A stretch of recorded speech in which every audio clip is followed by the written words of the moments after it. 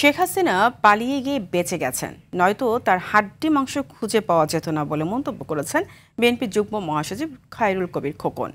দুপুরে নরসিংদীর করিমপুরে বিএনপির আলোচনা সভায় তিনি এই কথা বলেন। তিনি বলেন, শেখ হাসিনা জনগণের উপর যে অত্যাচার করেছে, হত্যা, গুম, খুন, গায়েবী মামলা দিয়েছে, এই নির্যাতন করে তার শেষ রক্ষা হয়নি। যথাসময়ে নির্বাচন হবে, কোনো ষড়যন্ত্র সফল হবে না বলেও জানান তিনি।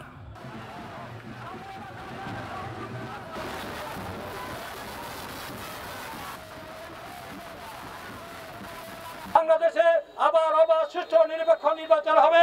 সেই নির্বাচনে ধানের শীষের প্রার্থী নিয়ে বাংলাদেশ জাতীয়তাবাদী দল আবার রাষ্ট্রীয় ক্ষমতা দখল করবে।